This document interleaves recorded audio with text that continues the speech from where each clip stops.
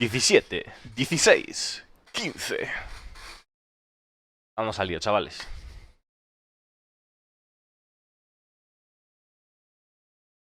Hi everyone. Angel Huckabee. Ay.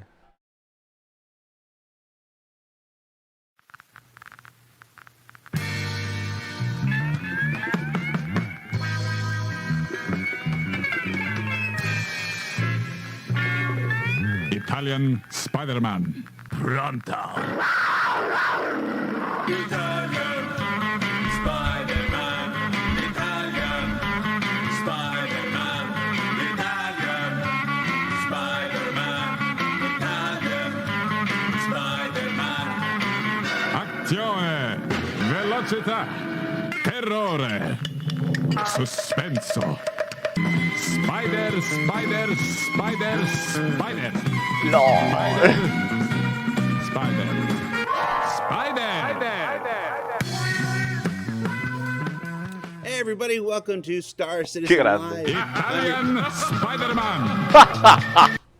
I'm Italian Spider-Man. I'm your host, Jared Huckabee. It's Halloween weekend, and I didn't feel like doing Count Disco this year, so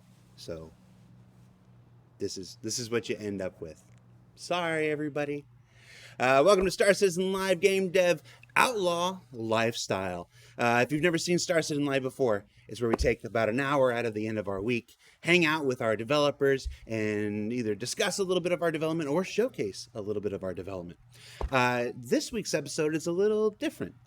If you remember from CitizenCon, just like 2 weeks ago, I think, we had a whole bunch of different showcases going on. One of those was a lovely Josh Van Zulen showing his process of creating the interiors of the Outlaw space stations. Now, Josh, because he came prepared and is wonderful at his job, created an entire hour-long presentation for us. And then when we fit it in with the rest of the day, we're like, you got 5 minutes. You got 5 minutes. So we slaughtered the heck out of that segment for CitizenCon. But he's back. He's back today. Where's my screen saying? Josh, how you doing, man? Doing all right. How you doing, man? Bueno, aquí Josh, que dice que solo tuvo que concentrar todo el tema de la presentación de las estaciones de 5 minutos en la CitizenCon. Y bueno, nos está comentando Lando que el año pasado, sabes, que era con disco. Era que iba vestido con de Drácula. Bueno, y este es el disfraz que tiene de Halloween, no es que se haya vuelto loco. Outlaw space stations are a big feature of the upcoming Pyro system.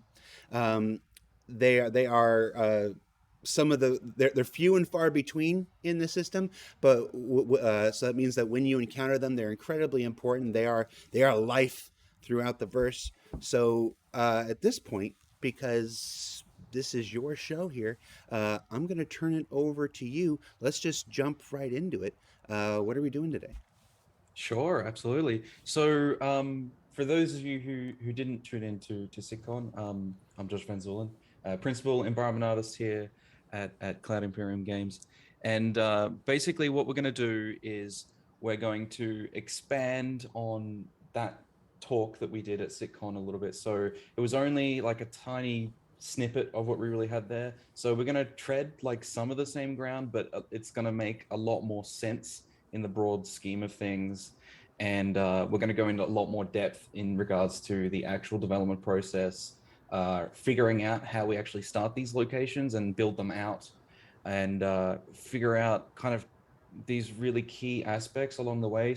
Bueno, están comentando de que esto va a ser como una charla extendida sobre el tema de cómo se han creado las estaciones, de dónde partieron y bueno, y ver qué puntos han establecido para hacer lo que es el estilo y todo, ¿no?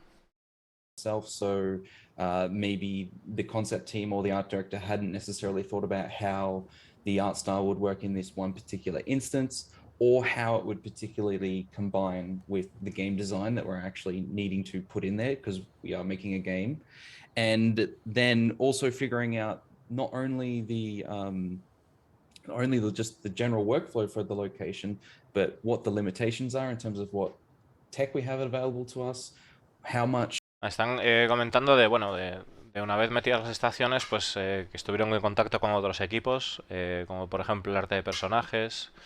Y bueno, pues al final, pues que una vez hecha la estación, ¿qué posibilidades tiene para fusionar lo que es la creación de la estación con lo que es el juego? Porque dice, estamos desarrollando un juego. On the actual location, and basically everything you'll see here is not basic. It's not exactly what you'll see in the final product, but it is a very Dice que también, bueno, que estamos pendientes. Lo que vamos a ver aquí no es el producto final, pero es algo bastante sólido y que nos va a enseñar también las limitaciones que tienen basadas en la tecnología actual que tienen en el juego para poder crear esas estaciones. moved on quite a bit from this point, but there's still a lot of elements that are fairly similar, right? So it's not a wasted opportunity or time within development. It's actually incredibly critical for figuring out how we can build these things in a time efficient manner,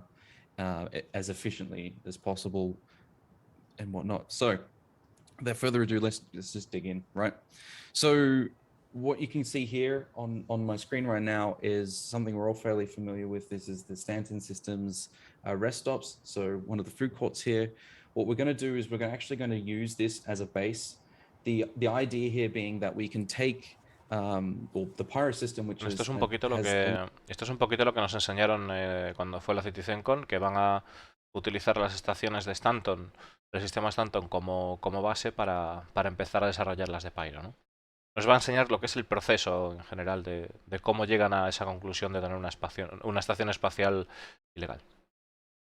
Of course, but this is going to be our base. So we're going to see how we can start to get some easy wins without having to completely redesign all of the modules that work already with our procedural system, right? So what we're going to do, and fingers crossed this doesn't crash, is I'm going to turn off this version and just quickly, well, I'm going to delete it.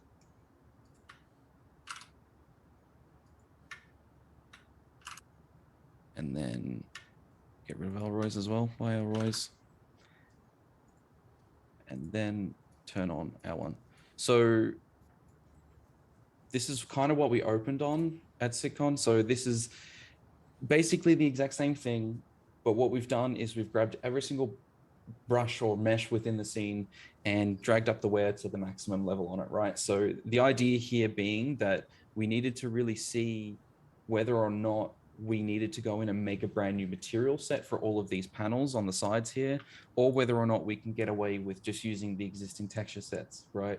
It's the question of, do we actually have to invest? Vale, lo primero que nos está diciendo es, dice, bueno, primero hemos quitado todo lo que, bueno, he visto que ha quitado casi todas las cosas de la estación y tal, pero se queda con esta base y a partir de ahí, pues, se hacen las preguntas de, bueno, necesitamos nuevas texturas para el diseño, necesitamos revestirlo todo de nuevo con nuevos materiales y entonces, pues... Son las dos grandes preguntas que se tienen que hacer, pues al final eso es invertir tiempo, ¿no? Tienen que invertir tiempo en eso. Entonces, si merece la pena revestir todo o es necesario para el look final. Trying to keep it down to its original shell as much as possible. Another thing on top of this is what we've done is that we identified pretty early on that the optimization in this area could have been a lot better. And so we've gone in and we've actually tightened up a lot of the things, especially around this center area here.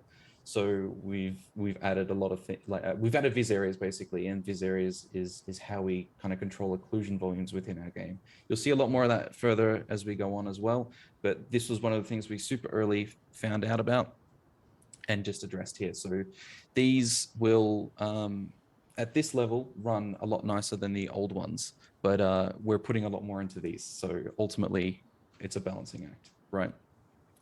Cool. So from this point, we're going to start to try and establish some of the key concept art that we had. So what we were identified really quickly with this stuff is that it's really important to start from a base of just like complete darkness when you're building these things. So right now I've just got working lights on, and I'll show you exactly why, right? So up here we have all of this roof that is quite easily visible with the working lights on.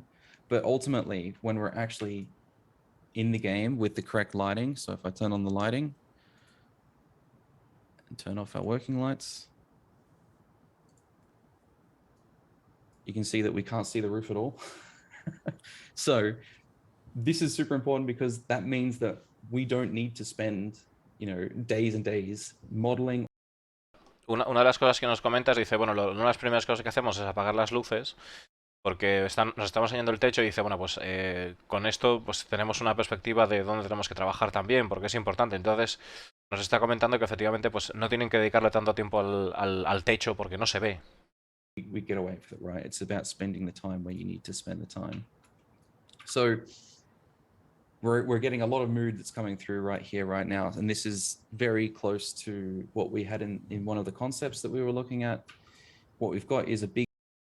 Acordaros de que esas gotas de lluvia que se ven comentaban de que, bueno, comentaba la CitizenCon de que ahora mismo eso no es un producto final, sino que simplemente, pues, supuestamente lo que es la estación, debido a la condensación de vapores que van a establecer, porque está todo lleno de puestos de comida y demás, y es un entorno cerrado, y la ventilación pues no es el fuerte de la estación, pues simulan esa condensación con estas gotas que tenemos aquí de momento, que luego serán sustituidas por otro efecto, dando esa sensación de humedad, de vapores, de condensación.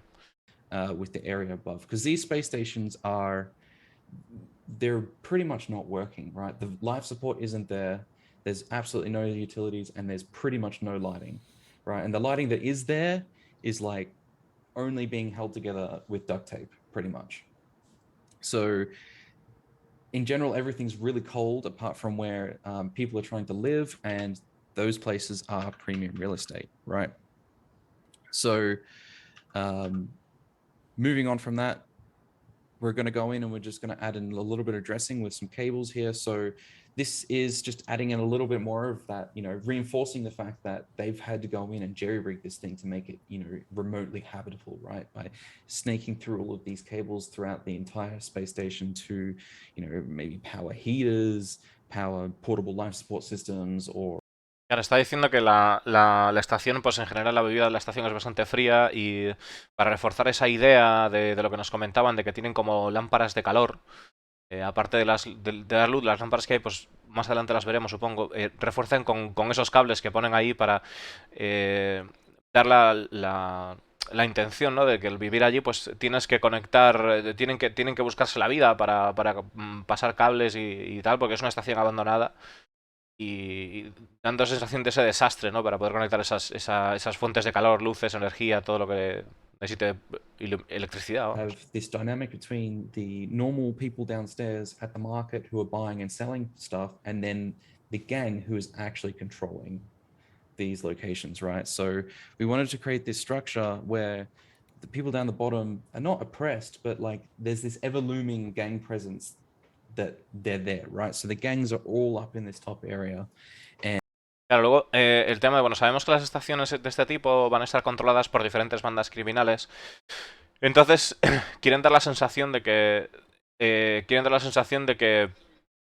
la parte de abajo va a estar la gente, y como que las bandas tienen un control sobre la población de alguna manera que vive en las estaciones, y de ahí que por eso las van a poner en estas zonas de aquí, ¿no? Lo que va a haber las bandas de Pyro, pues eso, por ejemplo, Xenotred, o lo que puede ser las Fire Rats, o de esas que nos han hablado, pues como que las van a situar por esta zona como para que tengan esa presencia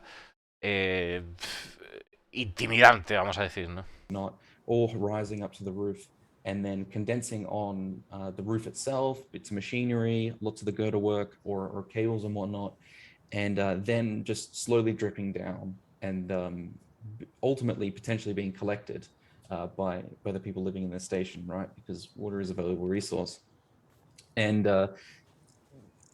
basically it needs to, well, obviously it wouldn't be as intense as it is right now, but also we would want to introduce a little bit of frost into it as well, because some of it would technically freeze as it comes down because it's cold enough.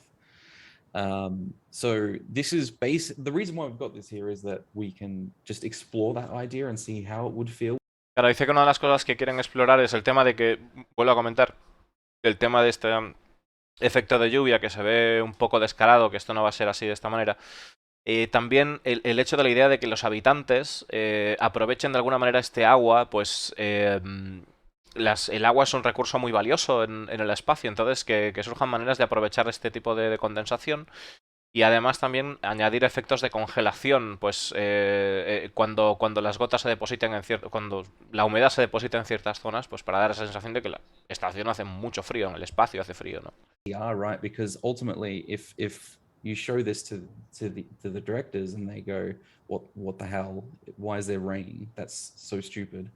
Then I want to know about it as early as possible, right? Because this dictates a lot of the work that goes into the environment narratively and artistically. So Sorry for derailing. You can go. it's all right.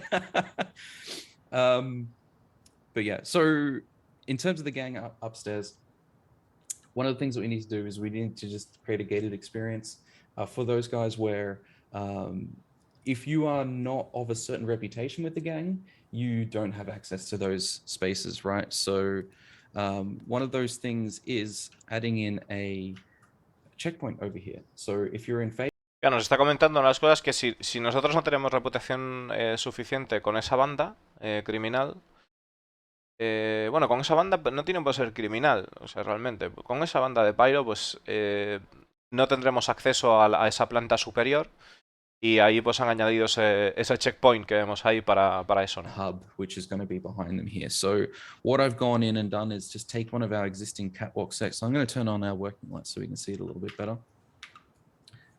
So this is an existing catwalk set that we've already had within the game at the moment. And the reason we're using this, because it's a little bit too chunky at the moment, is just to feel out whether or not this is something that we can, viably use in this space right now, or if we have to actually make a brand new catwalk set, right? And what we've discovered is that this is actually a little bit too chunky, a little bit too substantial for the gang to actually use within this location. And so we've actually taken measures now in development where we're having artists go in and make alterations to the set so that we can make it look a little bit more. Está comentando de que esto que tenemos ahora, que se ve así sencillo, el punto de control, digamos, de la banda, que es algo que en su momento decidieron de poner así para ver pues si se necesitaba hacer algo más o qué querían a modo de prueba, y que ahora mismo en el desarrollo activo, están investigando recursos para poder cambiar lo que es este set, esta configuración, como estáis viendo ahí, para poder reforzar esa presencia de la banda en esa zona. Ian, the art director, really didn't want to see the walls. Y tanto, mirar una torreta arriba, o sea, ha cambiado el rollo que te cagas. We're starting to cover it up with a lot more of these soft surface elements, right? Which is also relating a lot more to the culture that we have on the planets themselves. Like you would have seen, like there's quite a lot of soft surface elements inside the outposts that we have on those planets as well. So it's kind of like creating a relationship here as well, but it also helps us cover up a lot of the original walls within the space station itself, right? So we're adding in a lot more of that. What we've gone in and done as well is adding in like these like kind of barriers that kind of keep like kind of a bunker vibe from inside. So you get like a little slot here which you can shoot through, and a few cover points here where they could potentially. Está escribiendo un poquito las cosas que han añadido, esas barricadas, esos puntos de cobertura, y nos ha enseñado antes de pues que te podías poner ahí a cubrir y a disparar de ser necesario. I'm going to turn off our lights, get that mood back in, and then so now generally during this process I'd be doing a lighting pass, but for the sake of simplicity here I'm just going to turn it on. So this is the lighting that we've gone for this place in particular. One of the things that we wanted to get across here is that it's not a comfortable place to really be standing, as is evident by my little scene here with the scale refs. Claro, una de las cosas que quiero lograr con esto es que efectivamente no sea un sitio cómodo para estar, ¿no? Yo lo que estoy viendo así en general, lo que nos están enseñando aquí, que bueno, que vemos que dicen, bueno, estamos haciendo esto en tal y luego te lo calzan y tal, o sea que llevan bastante avanzado a las estaciones, y la verdad que pienso que cuando salga efectivamente el server mesh y tengamos oportunidad de por fin ver Pyro, que lo vamos a ver bastante completito, ¿no? No me parece que no vamos a tener la misma sensación que hemos tenido con Stanton hasta ahora, que le hemos visto crecer poco a poco, sino que vamos a tener algo ya bastante impactante, ¿no? De que van a ser muchos, muchos lugares de golpe que visitar, me parece a mí. We're getting a little bit of a call out with the light, but it's actually not too bad. So we're actually being fairly successful in this regard. Cool. So on top of that, there's still a few things missing from this image in particular. So I mentioned that we wanted to not see the walls as much, right? And one of the ways that we're doing that on Pyro stations is through the use of like graffiti, right? And we've used graffiti a little bit in the game so far, but we've not used graffiti. Claro, están diciendo de que una de las cosas que quieren en este tipo de estaciones es que no se vea tanto la pared, pues supongo que para distinguirlo lo máximo posible de las estaciones tradicionales. Y uno de los recursos que utilizan son grafitis, ¿no? En las paredes. Like the actual final art stuff, this is just stuff that we've thrown in just to see if the way we envisioned it would work. So don't take it too seriously. So you can see the Rest and Relax logo up here on the wall. If I turn on our graffiti layer here, you can start to see it starting to get a little bit occluded by a lot of this graffiti, right? We've also got this. Claro, nos está diciendo, bueno, veis ahí el logo del Rest and Relax y tal, y cómo le pone el graffiti, que lo apaga y lo enciende y lo veis en la pared para que se note el cambio.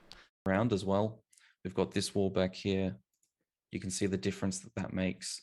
And it kind of disguises the actual building set that we're using. Not that we necessarily want to hide it, but it creates a variance within the environment enough that, again, it means that we don't have to create completely brand new assets. And it Claro, al final este tipo de solución evita que tengan que crear un recurso enteramente nuevo y pues siguen añadiendo esa variedad que el juego reclama, necesita, ¿no? some emissive logos that the gangs, they like to use emissive paints for all of their graffiti and whatnot. So we're going to get a lot more of that stuff in as well. Here it's pretty early, so I won't show too much of that. But so yeah, if graffiti was our bread, then this next thing is going to be our butter, and that is rubbish. So rubbish is super integral on this space station. Claro, otra cosa que ayuda a crear este escenario que acabáis de ver añadir ahí es la basura, ¿no? La mierda, básicamente. The gang doesn't care. As long as like stuff works and they get their money at the end of the day, that's pretty much it. So things just get kicked to the side and just slowly built up over time, right? So we're going to get big piles of rubbish that happen. There's going to be bottles and broken things everywhere. Not the most sanitary place to be in the verse, right? The thing with the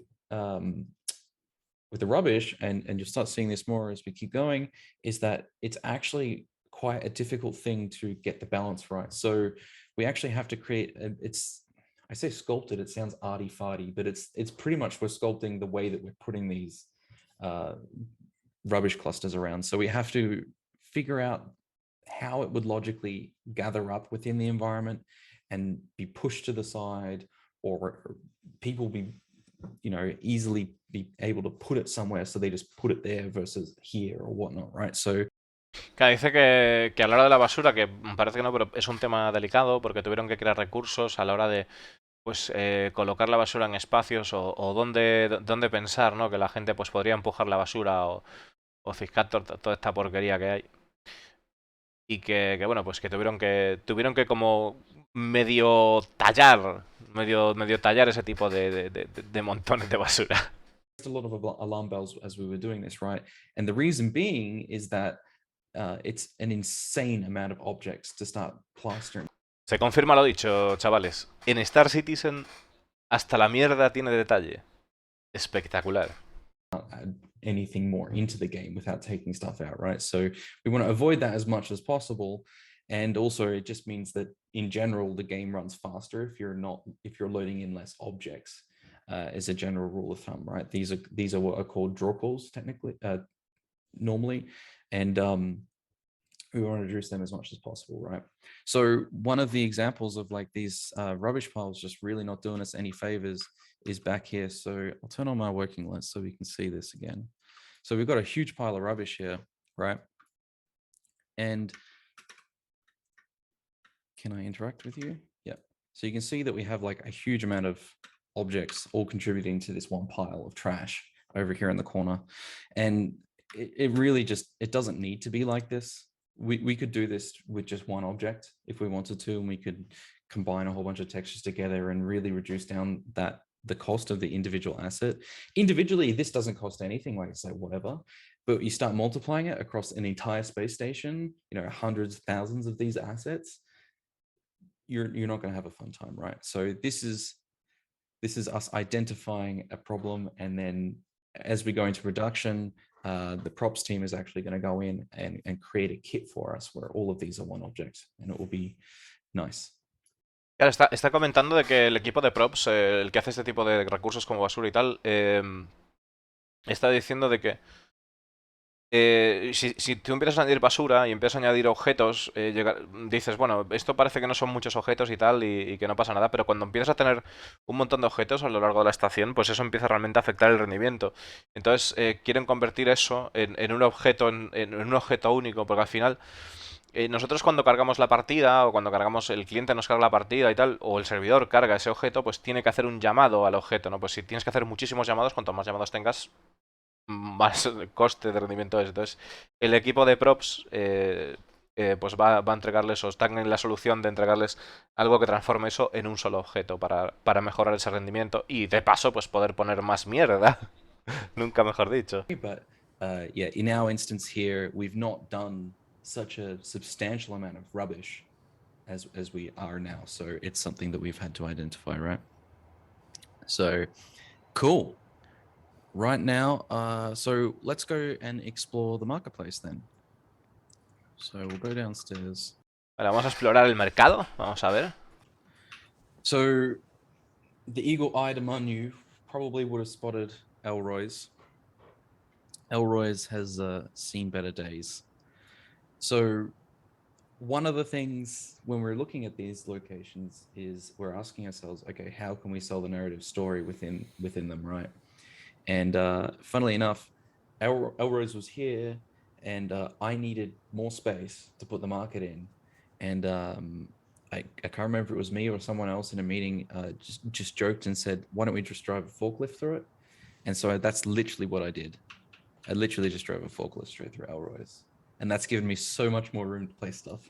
And it's narrative storytelling, right? It's like, oh, someone wanted more room, which is the truth. Vale, ¿qué es lo que ha pasado con Elroy y tal? Y bueno, pues dice, lo que pasa con Elroy es que necesitábamos más espacio para poder hacer el mercado y surgió la idea de, bueno, pues revienta la tienda. Y bueno, pues al reventar la tienda, efectivamente, tenemos más espacio. Y esa es la maravillosa historia de lo que ha pasado con Elroy. Elroy, so we've got no furniture in there anymore. And you'll see what we put in there in a sec. So, from this point, we've got a really open environment, and as in the same vein as what we were talking about with the rubbish, we need to consider our view lines and how many objects we're drawing onto the screen at any given point. So what we're going to do is we're actually going to go and kind of subdivide this space up a little bit. We're going to add in a few walls here and there, blocking volumes and whatnot, and that will enable us to effectively cull large portions of the environment so that we can keep the frames up as much as possible, right? So this is a very critical thing to establish early on in the process. So as you can see, a few walls have appeared and a few blocking elements have appeared. We've got a big wall back here, which is funneling us into a certain point. So you can see that we can, basically not draw entire portions. Claro, aquí nos está contando una cosa que es bastante importante. Gracias a la tecnología de contra streaming y demás, el hecho de colocar esos muros de tela o de lonas que se ve, pues esto mejora muchísimo el rendimiento, los FPS, porque bueno, estamos tapando cosas, entonces al tapar cosas no tenemos que dibujar tanto. A dibujar, de llamar objetos al juego, etcétera, pim pam. Volume, or maybe offset these two volumes from one, or these two barriers from one another, right? To solve that. These are the sort of things we're looking at. And then Elroy's itself has gone through a pretty major change, and this is. Para aclarar, no significa que no esté, o sea, que no vayan a tener detalles, sino que efectivamente esto lo que le permite es tener más detalles por la zona, porque precisamente no vemos todo al mismo tiempo, ¿no? Pero una vez atravesemos el muro, obviamente sí vamos a tener esa, o sea, todo lleno de mierda. Todo lleno de mierda, no os preocupéis. Here, and then back here we've also got another room as well.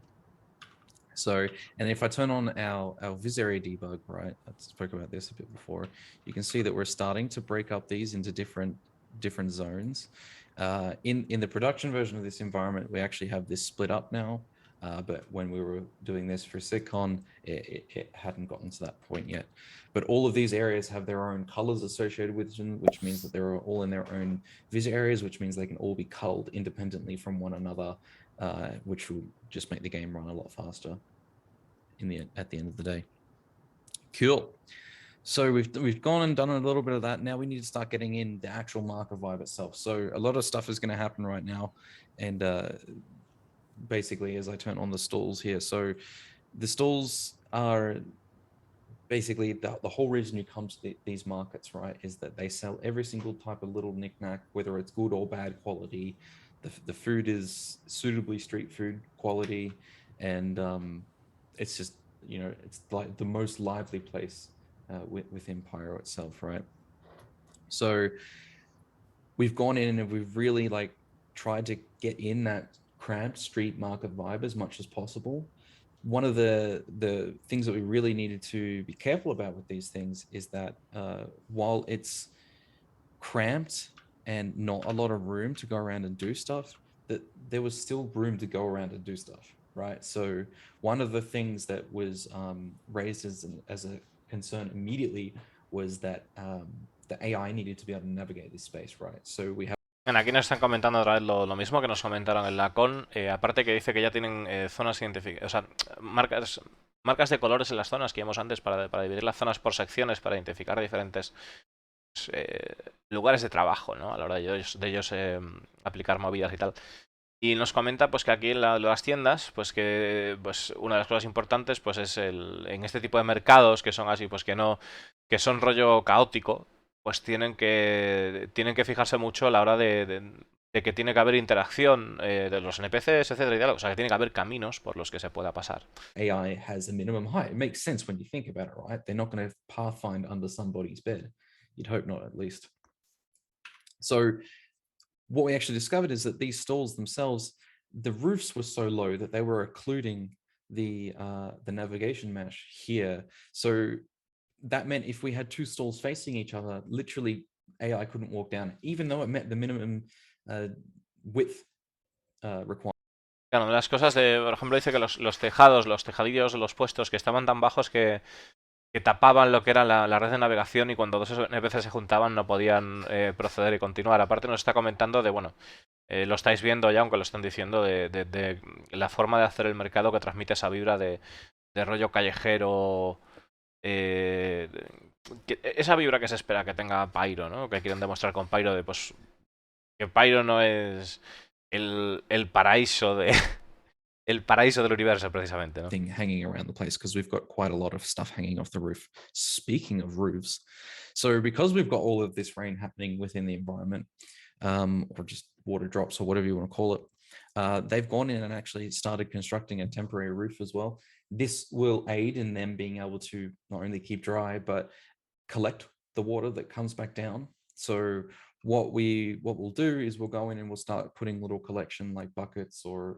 tubs or whatever around the place as well. Claro, nos está comentando de que ese tejado que acaban de añadir ahora y demás, que quieren poner como cubos o tubos que ayuden a recolectar ese agua que se produce por esa condensación que nos habían comentado antes, ¿no? Porque pues el agua es un recurso valioso en el espacio, aunque sea agua de asteroide, que es la que nos venden. In it, right? If I turn off my working lights, you can start to see that a little bit better as well. So you can see all of those different. O sea, para quien no lo sepa, el Vestal Water que venden en las tiendas y tal, esas botellas azules, bueno, el agua tiene, o sea, hay ciertos niveles de propiedades de hidratación, ¿no? Y el coeficiente de calidad de la bebida, el HI, que bueno, ahora mismo justo no me acuerdo, luego lo miramos, pues del agua que nos venden es porquería, o sea, es porquería máxima, o sea, es caquita de alien refinada de un asteroide. We're going to have to go in and just create like merged versions of those where 5 entities go down to just one, basically. So it's a common theme of that throughout the entire environment. So from here, I'm just going to go in and just add a few props. So just like some tables and chairs, We've got a planter fire happening in the background because there wasn't any dumpsters. I couldn't find any dumpsters on the original station dressing, so it's a planter.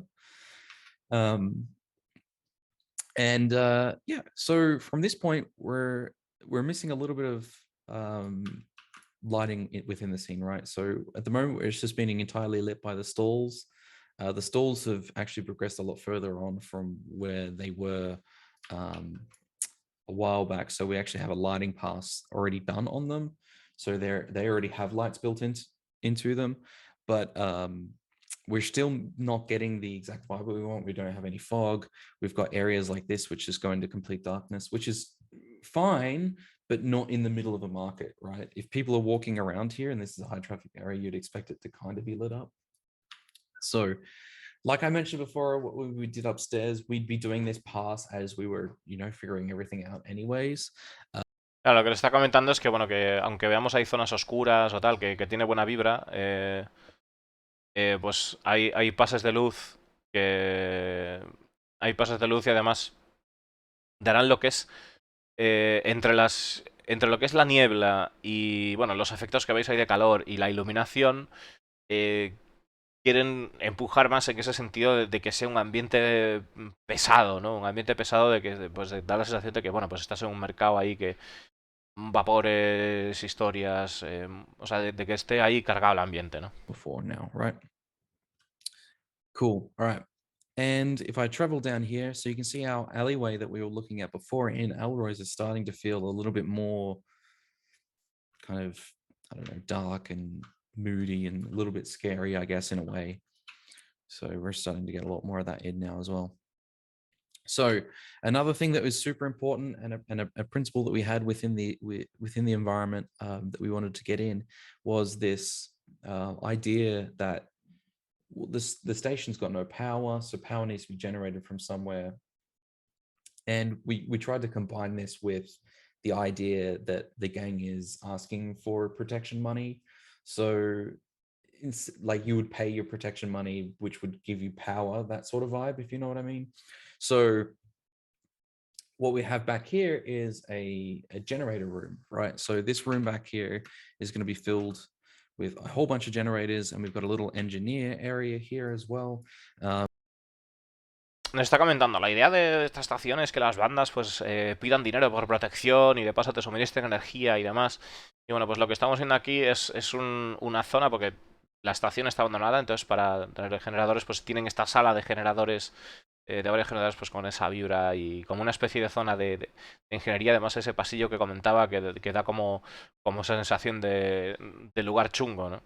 In and done is add in some cables to connect everything. This is a lot of cables. A lot. Dice que un montón de cables para conectar todo, que están viendo ahí, pues para que tenga todo sentido y tal. Themselves was a very interesting thing to kind of figure out within the environment, because cables are inherently kind of hard to do when you have to place thousands of them, because there's thousands of them.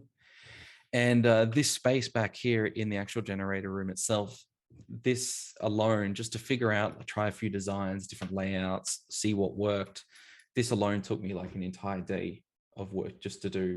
Claro, está comentando que los cables es algo fastidiado de hacer, especialmente si tienes miles de cables, porque dice literalmente hay miles de cables aquí y que dice que le lleva un día entero el tratar de tener una versión de lo que serían los cables que vemos aquí para el sistema de energía.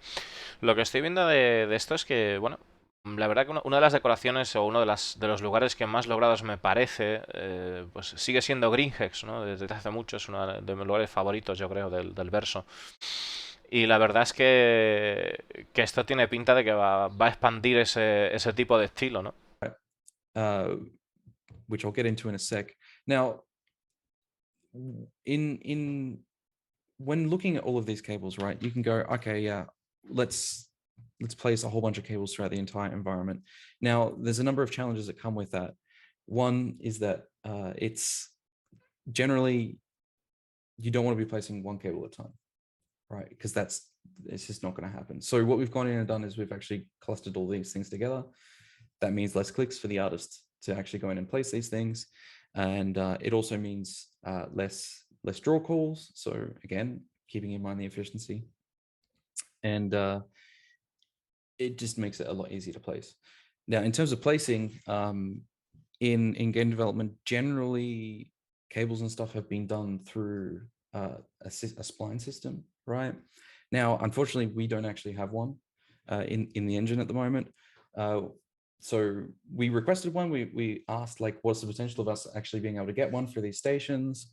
And unfortunately, tech came back and said, we're actually prioritizing on these other things for that release. So we can't get them in for that one. So based on that, right, it's sad, but it means that we also have to come up with creative solutions around those issues in development, right? So one of the ways that we've done that is by basically just creating the cable kit. Some of these cables are already actually used within the game itself, so we didn't actually have to create too many more assets, but it's just a kit of assets where instead of placing a big spline throughout the entire environment, we would actually be creating a modular kit. So these cables would connect from point to point to one another, just like you would like your standard wall kit that we might be using along the walls here or the floors or whatnot. It's just with cables. So like this section running down here is like made up of two segments of modular cable kit, right? The challenge comes when you try and make it not look like a modular kit, right? And that's what we really need to work out and figure out within the environment, right?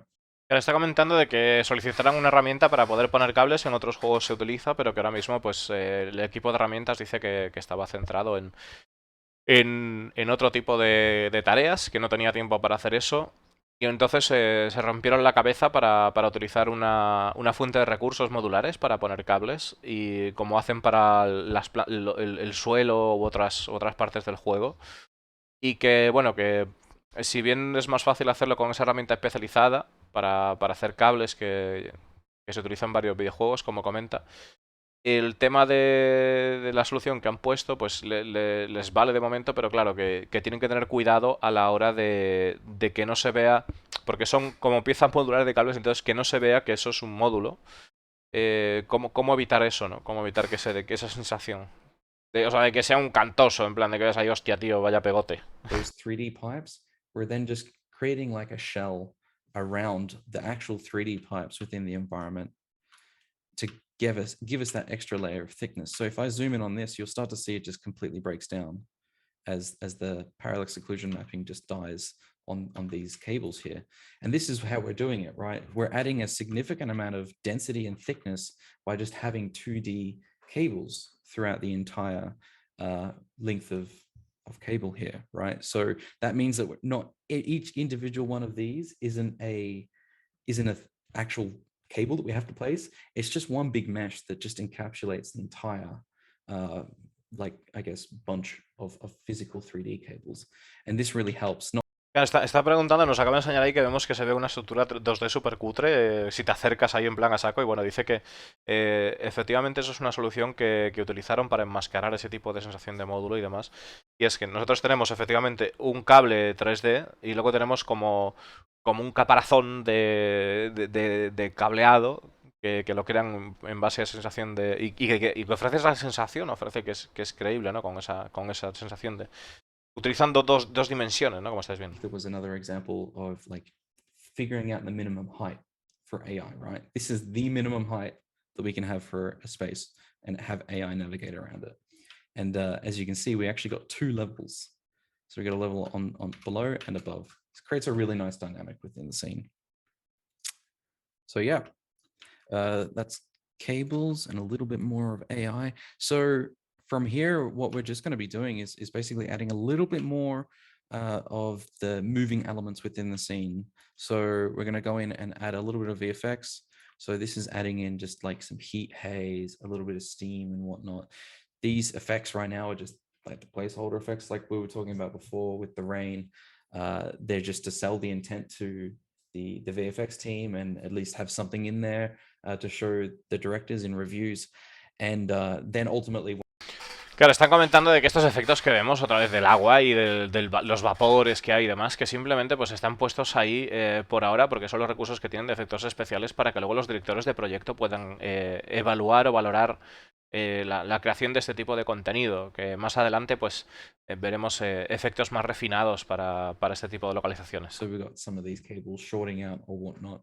It's not very well made. That's the idea, right? Is that these things are so, you look at it, you're just like, I ain't touching that. That's the vibe we're after.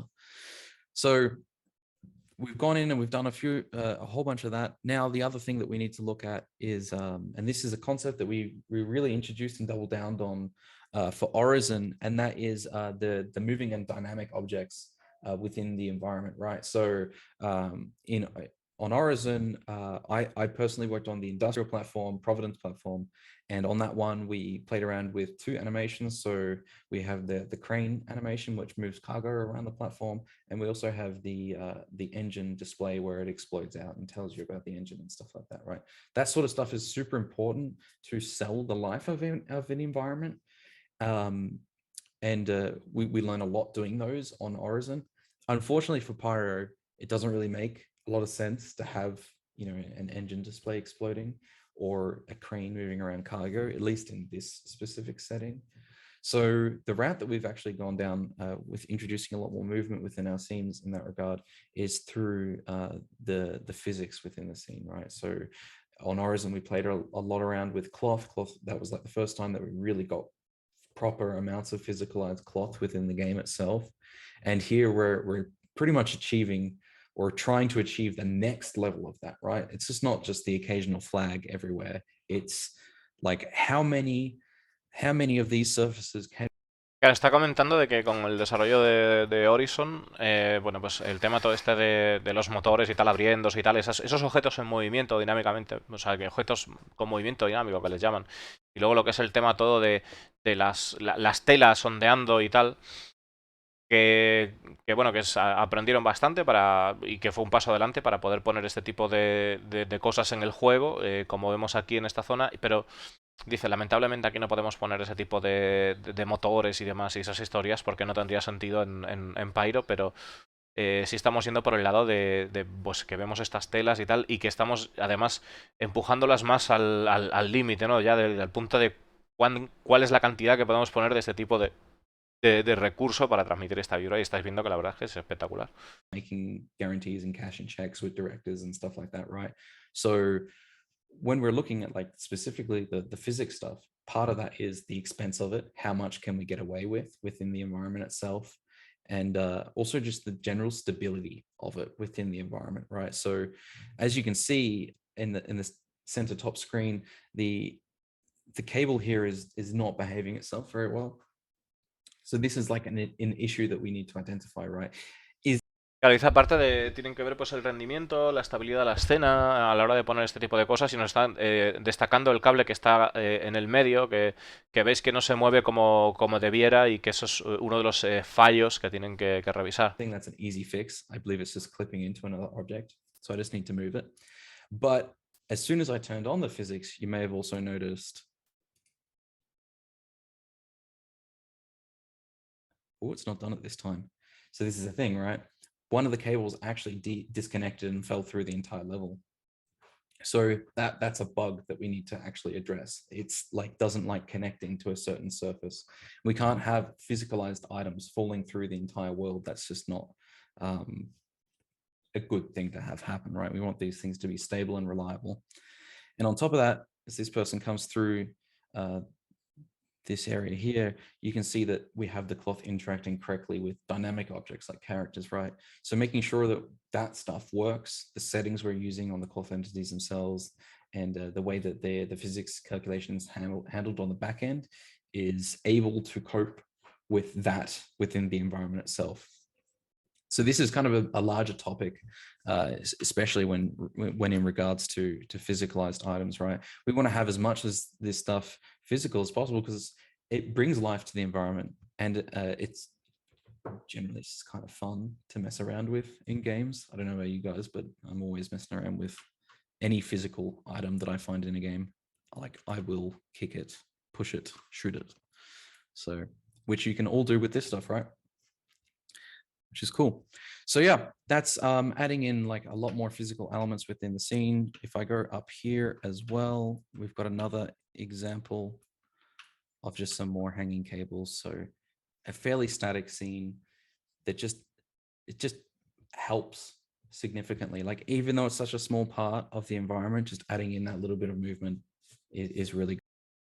Claro, está comentando de que, bueno, aquí tenemos una escena que parece bastante estática, que añadir ese movimiento de los cables, pues que de objetos dinámicos, pues que le da ese puntito a la escena, ¿no? Y también vimos antes, nos comentaba de, bueno, pues el paso del personaje, de ver cómo se adaptaba a lo que es esas cortinas de plástico y pasaba perfectamente, ¿no? Narrative vibe, which is that they want to keep heat in areas, right? So they're not just putting this up just so that people can walk through like them and just, oh yay, that was fun.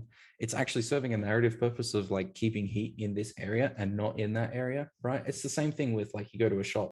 Claro, están diciendo de que este tipo de paneles no es simplemente para... O sea, este tipo de cortinas de plástico no es simplemente para decir, wow, qué guay, voy a pasar por aquí, ¿no? Que realmente sirven como preservante de calor en las zonas, ¿no? So yeah.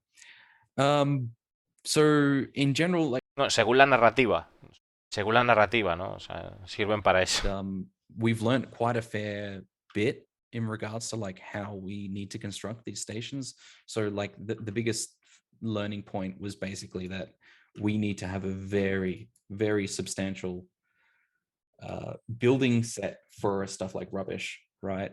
And then also for stuff like cables. So actually figuring out how we can create the density that we need throughout the entire environment, because even this frame right here, even though there's like a lot of rubbish and a lot of cables, this is nowhere near the density that we need to actually achieve what we want. So we want to find all that stuff as early as possible. And we have, and right now, as we've moved quite further on beyond this point right now, we're already starting to implement a lot of those solutions to the problems and already seeing dividends, right? So that's basically the process that we're going through. We've gone in, we've figured out where we need to. Nos suele comentar sobre el tema de la basura o el tema de los detalles y que al final pues todo es un tema de buscar el mejor rendimiento posible para poner la mayor cantidad de mierda. Y bueno, que nos está comentando así, ahora en serio, el tema de que, bueno, pues que este es el proceso de lo que es el hacer una estación así fuera de la ley en Pyro, ¿no? Una estación sin ley. The ability to go in and have shops where they're interactable as well as just dressing as well. So that's pretty much where we're at with well, at least the VT stuff for the Pyro space stations. This is like the most critical step in the process for figuring out how to build these things. And this one was, I'm so glad that we really gave this one the time of day, because wow, was there a lot of things that we caught on this one that really would have shot us in the foot if we didn't explore them all properly. So yeah, I think there's a couple of things we want to reiterate, things that folks who maybe weren't here at the beginning might have missed. Hi, I'm Italian Spider-Man. Especially because if anybody who wasn't here at the beginning is just like, what the heck's going on? This is a pre-production thing that we were showing. This is not building the asset that you're going to see in the game. This is, imagine this as like a giant 3D concept of these things. It's Nos está aclarando y descolando que tengamos en cuenta que esto no es algo que vamos a ver en el juego. A ver, que es un prototipo, es un piso piloto, una estación piloto para ver qué tipo de cosas, pues quedan bien descubrir qué tipo de estilo o de herramientas o de procesos que pueden tener para poder hacer estas estaciones una realidad el día de mañana. Folks in the chat who were perhaps talking about, oh, this is too much trash and Outlaws aren't like this and they're not messy like this. And remember that we are building an entire galaxy. And this is literally one location in one station in one star system and whatnot. These Outlaws are is the simplest answer to that. I'm sure as the game continues to expand and evolve, you'll see nice, clean, tidy Outlaws. You'll see OCD Outlaws. Claro, dice que este es un tipo de. Ese es un tipo de ubicación en el espacio y en en el gran universo de Star Citizen y que en el futuro, porque parece que está comentando la gente del chat, y que veremos delincuentes limpitos y brillantes también, o sea que habrá todo tipo de ubicaciones, pero que bueno, en esta ocasión estamos haciendo este tipo de localización. We've also had that internal debate, right, where like how much rubbish Yeah.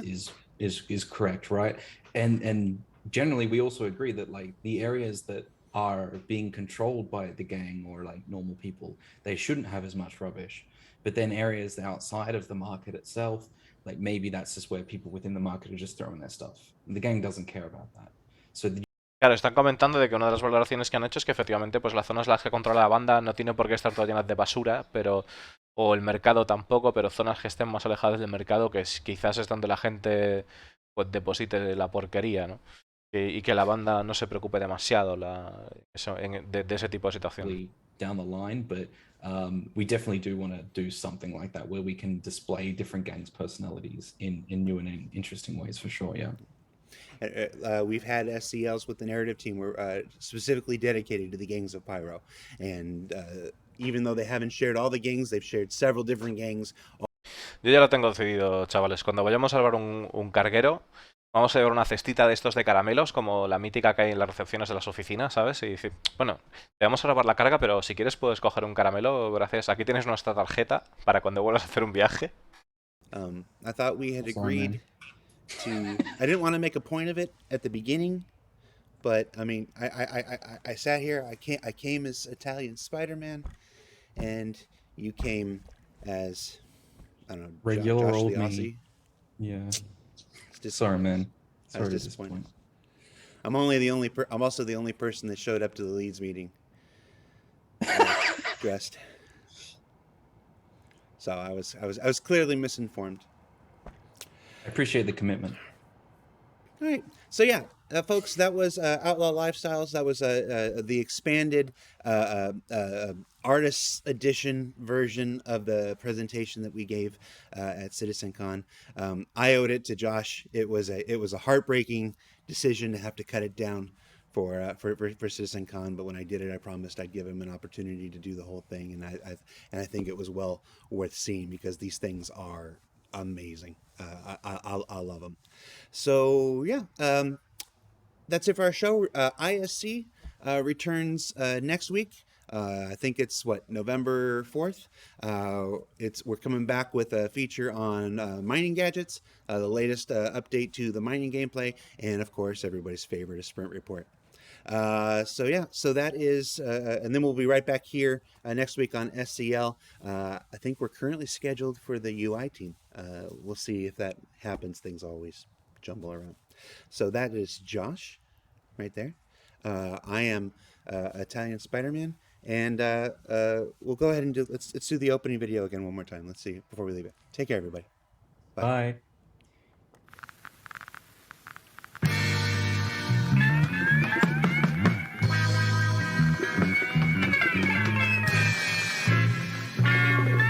Italian Spider-Man. Pronto. Italian Spider-Man. Italian Spider-Man. Italian Spider-Man. Italian Spider-Man. Azione, velocità, terrore, suspenso. Spider, spider, spider, spider. Spider. Bye, everybody. Spider.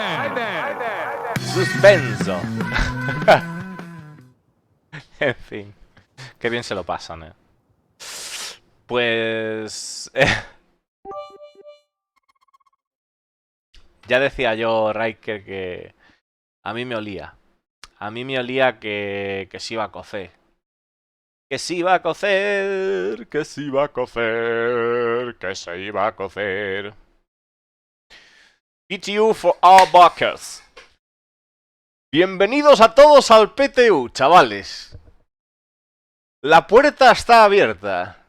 Preparen su saco de paciencia.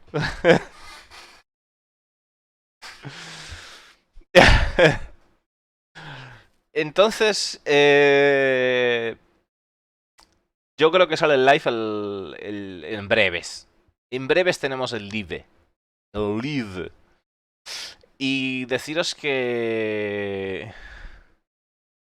Estamos de camino al partner, joder. Que ya casi estamos ahí. Me cago en la leche. Ahí estamos, chavales. Ahí estamos, joder. Vamos para adentro. Tengo que...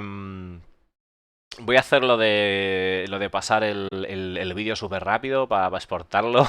El vídeo súper rápido para exportarlo. Y se me escucha doble. Ahí está. Estudio de